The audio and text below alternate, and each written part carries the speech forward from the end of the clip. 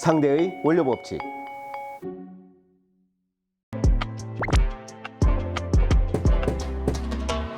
네, 이런 소세지나 육류 제품들 가족 단위로 많이 드시다 보면 아이나 또는 건강을 생각하시는 분들이 육류 제품을 고려하는 부분들에 대해서 생각해 보지 않을 수 없습니다. 네, 이럴 때 보통 육류 제품들 소세지에 보면 또 방부제가 얼마나 들어가 있냐, 첨가물이 얼마나 들어가 있느냐, 가급적이면 안 들어가 있는 게 좋겠다, 이런 의도에서 고기의 양이 많고 단백질 함량이 높고 이런 제품들을 많이 구성을 하시는데, 그렇게 가져갔을 때의 맛도 있고 영양도 괜찮은 그런 제품을 만들고 싶다, 이런 의견들이 많이 있습니다. 네, 이럴 경우에 가급적이면 천연 원료를 그대로 넣는 것이 좋겠지만, 이런 맛이나 또는 보존성을 높이기 위해서 들어가는 원료들이 스파이스나 허브 또는 올레오레진 또는 오일, 이런 원료들이 들어가고 있습니다. 그러니까 스파이스 같은 경우에는 향신료라고 생각하시면 됩니다. 우리가 보통 뿌려 먹는 후추라던가 카레가루라던가 이런 것들이 다 향신료, 스파이스류고요. 여기에 들어갈 수 있는 것들이 마늘 대신에 말려서 씹는 식감이 있을 수 있는 마늘 그리츠라든가 흑후추 분말, 흑후추 홀 타입, 이런 식으로 가는데,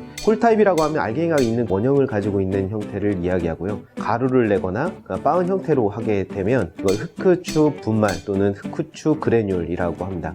흑후추 분말이 있으면 당연히 백후추도 있겠죠. 거기서 추출한 액들을 수분만 날리고 보관한 형태를 올레오레진 형태라고 합니다. 네, 이 올레오레진류라고 하는 것들, 이런 제품들이 파프리카, 우리가 먹는 일반적인 파프리카가 아니고요, 색상을 내기 위해서 사용되는 올레오레진이 있습니다. 보통 올레오레진 같은 경우에는 오일성이기 때문에 식용유 또는 대두유에 혼합을 해서 사용한다던가 유지류에 혼합을 해서 사용을 하시는 것이 좋겠습니다. 이 올레오레진류에 해당하고 육류에 많이 사용하실 수 있는 것들이 올레오레진 파프리카, 보통 발그레한 색상을 내기 위해서 사용을 하고요, 올레오레진 캡시컴, 적당한 매운맛이 필요할 때 사용을 하게 됩니다. 그 다음이 이제 육류 제품들을 가공하실 때 향을 잡고 싶다라던가 이취를 잡고 싶다라던가 이럴 때 많이 사용하시는 것이 이제 허브류인데요. 여기에 세이지, 올스파이스, 터메릭, 넌맥, 이런 향신료들이 많이 사용되고 있습니다. 네, 이런 향신료들 얼마나 뿌려줘야 되냐, 얼마나 넣어줘야 되냐 고민들 많이 하시는데, 사실 천연 제품이기 때문에 적정량을 원하시는 양대로 뿌려주시거나 투입해 주셔도 됩니다. 그런데 정 모르겠다 하면 일반적으로 다시다, 후추, 소금 이 정도 뿌리는 정도로 뿌려서 재워놔 보시고, 우리 고기에 맞는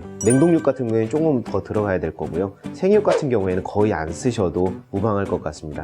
생육으로 갈수록 향신료나 이런 것들의 맛이나 향은 좀 줄여주는 것이 좋고, 냉동육이라든가 조금 오래된 육류 같은 경우에는 투입량을 늘리고 조금 연육을 해주시고, 삼겹살류 또는 돼지고기류와 같이 벌려줄 수 있는 공간을 확보를 해준 다음에 그 안에 투입을 하거나 염지를 하는 것이 좋겠습니다. 네, 여기에 보통 마늘이나 양파 그대로 갈아서 넣기에는 식감이라던가 향이라던가 이런 거 충분히 올라오지 않고 원가에 대한 부담이 있을 경우에 마늘이나 양파에서 추출한 에센스 오일을 사용을 할 수가 있습니다. 마늘 에센스 오일 또는 양파 에센스 오일이라고 하는데, 정말 한 방울 정도만 들어가면 거의 한 5kg에서 10kg 정도의 마늘의 효과를 낼 수도 있습니다. 그래서 고추장이라던가 육류 또는 소스류의 제품에 사용을 할 때에도 에센스 오일, 마늘 오일, 양파 오일 많이 사용이 되고 있습니다. 지금 설명해드린 원료들을 적정량 배합해서 사용하시게 되면 치킨이라던가 소고기, 돼지고기에 대한 가공이 모두 가능하겠습니다. 여기에 대해서 적절한 배합비, 사용법에 대해서 잘 모르시겠으면 댓글에 남겨주시거나 카톡 풀친을 통해서 질문 주시면 답변 드리도록 하겠습니다. 감사합니다.